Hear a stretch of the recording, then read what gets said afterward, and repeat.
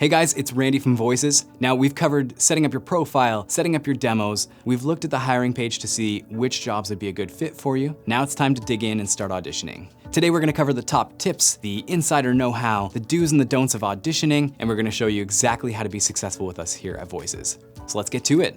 First up, if you wanna book a job, there are 3 important aspects that you need to master. Number 1, you have to be the right voice for the job. Number 2, you have to connect emotionally with the audience. And number 3, you have to have pro quality audio. All right, let's dig into these. Let's break these down a little bit more. To help me out, I've got Team Lead of Customer Success, Cameron. All right, point number 1, make sure you're the right voice for the job. Clients on our site are really always looking for authenticity. So if they're asking for a specific age range, if they're asking for a specific accent, you really wanna make sure you can do an authentic job. Because first of all, they're gonna hear it right away if it doesn't line up with what they want. It takes them about 2 to 3 seconds to hear that, know it's not a great fit, move on, and you don't wanna leave a sour taste in their mouth. So point number 2, you have to form an emotional connection to the script. That means you have to give the client or producer a reason to hire you over just plugging in the microphone themselves and running through it. How are you gonna do it a little bit differently than everybody else who's throwing their name in the hat? Point number 3, you have to have excellent audio quality. At the end of the day, a lot of clients are listening to your audio just as much as they're listening to your reads in your auditions. Not necessarily as a contest on who sounds the most perfect, but is it usable for their project? So this means you can't really use a cell phone for most of these projects because they're listening like that's the audio they're gonna receive from you when you're done. So you don't have to have the nicest microphone in the world, but you have to have something decent and you have to have a room that's sounding okay. If you can figure it out in your space, it's always gonna sound the best. But if you have to do a little bit of editing in between to make it work, that's okay too. All right, on to some auditioning tips. Here's 8 of my favorite auditioning tips that I like to give to talent. Tip number 1, bring the energy. It's really in the first few seconds of the recording that tends to seal the deal for the client. So you wanna make sure when they press play, the recording starts right away, there's no silence, and that you're bringing the energy right from the beginning. Tip number 2, shorter auditions. Now, you should only be reading about 15 to around 20 seconds of the provided script. If a client needs more than that, they're gonna ask you for it. Save your time, save your voice, keep your auditions nice and short. Tip number 3, bulk auditions. Sitting down and doing multiple auditions at a time can be a great way to improve your workflow, but also increase that average audition speed. Tip number 4, no slating. It's not necessary to say your name or the job number at the beginning of the take. That information is gonna live right beside the play button when the client presses play. There's no need to put that in your recording.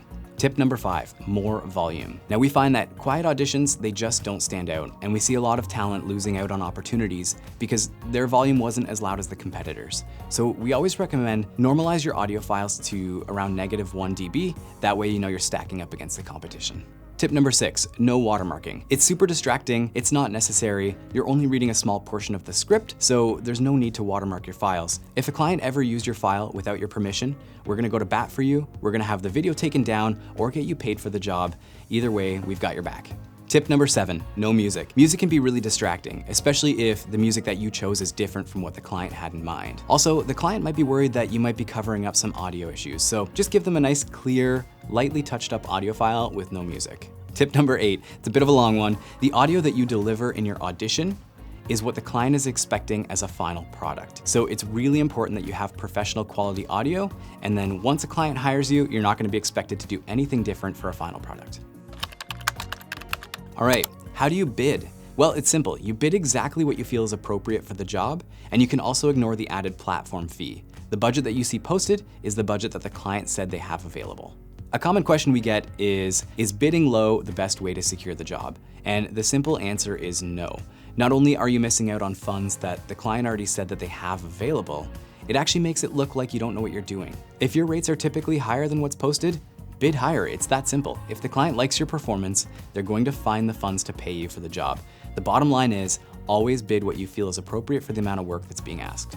There's no 2 ways about it. In order to become successful, voiceover actors need to audition often. And what is often and what does that look like? The best way I can describe it is by giving you some real life numbers. Successful talent tend to book a job every 15 to 50 auditions.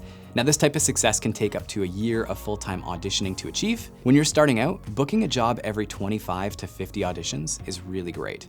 If you want to hear what the pros are doing, head to the homepage and check out the top 100 link. This is going to show you exactly what the pros are doing on the site. I'll put a link to that in the description as well.